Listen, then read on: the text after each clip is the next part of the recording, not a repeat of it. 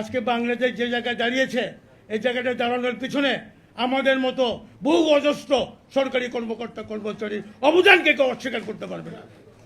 তাই আমরা মনে করি এই জানানোর ভিতর দিয়ে আমাদের স্যার আছে, এটা আমাদের প্রথম ধাপ। আমরা দ্বিতীয় ধাপে প্রয়োজন হলে আমরা রাস্তায় রাত দিন কাটাবো, আমাদের আন্দোলন আমরা পূর্ণ করে ঘরে ফিরব। এটা বিজয়ের মাস ডিসেম্বর।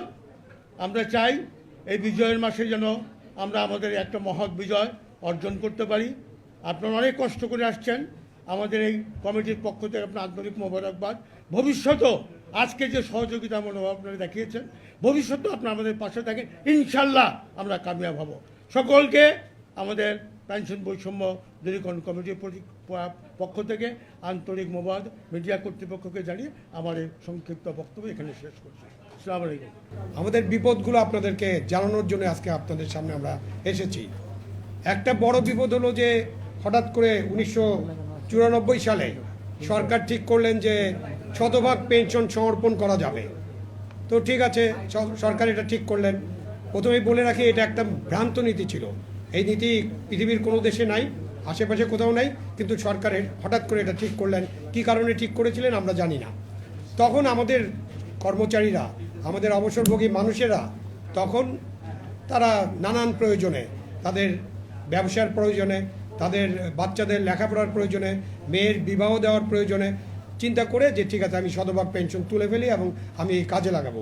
কেউ কেউ ব্যবসা বাণিজ্যে বিনিয়োগ করতে গিয়ে শেয়ার বাজারে গিয়ে একেবারে সর্বহারা নিঃস্ব হয়ে গেছেন। তো সেই থেকে শুরু, তারপরে 17 সাল পর্যন্ত এটা চালু ছিল এবং এই সময়কালে লক্ষ লক্ষ পেনশনার তারা সারেন্ডার করেছিলেন। একটা পর্যায়ে যে আমরা অনেক যখন দাবি দাওয়া করলাম, আমরা যখন বললাম যে আমাদের এই পেনশনটা যদি আমরা হিসাব করি, আমরা যদি পেনশন না নিয়ে শতভাগ সমর্পণ না করে যদি আমরা পেনশন গ্রহণ করতাম, তাহলে পেনশন যা আমরা নিয়েছি সেটা 6 বছর 8 মাসে এটা শোধ হয়ে যায়। আমি যদি সুদও হিসাব করি তাহলে এটা 8 বছরে শোধ হয়ে যায়। আমাদের যে বক্তব্যটা আছে ওখানে আমরা লিখে রেখেছি, সুতরাং আপনারা ওটা ফলো করলে দেখতে পারবেন যে আমাদের প্রত্যেকটা জিনিস লিখিতভাবে দেওয়া হয়েছে।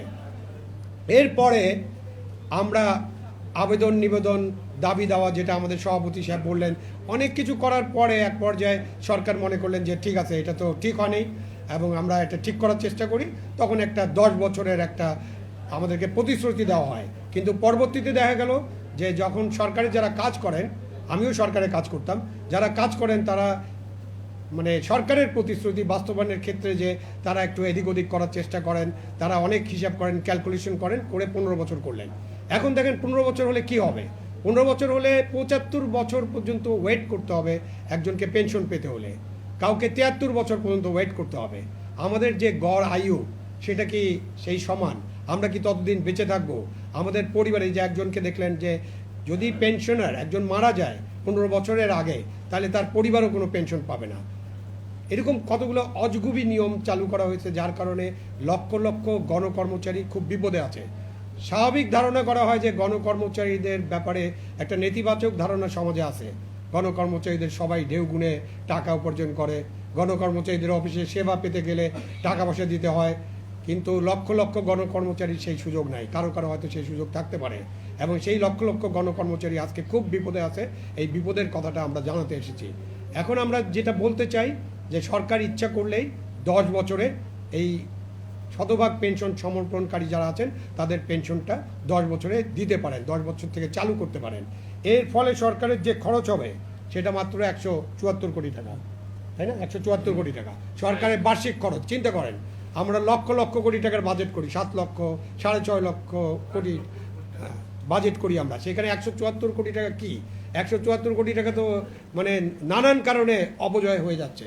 এই সরকারের কর্মচারী যারা বিপদে আছেন তাদের দিকে তাকিয়ে সরকারের কাছে আমাদের আবেদন, সেটা তারা করতে পারেন। আপনাদের কাছে যে কাগজটা আমরা দিব সেখানে বাজার মূল্য এবং কি অবস্থা সেগুলোর বিবরণ আছে। আমাদের যে চিকিৎসা ভাতা, আপনি চিন্তা করেন, একটা চিকিৎসা ভাতা 2000 টাকা, 65 বছর হলে 2500 টাকা। আপনারা যারা সাংবাদিক এখানে আছেন তারা জানেন তাদেরও চিকিৎসা করতে হয়।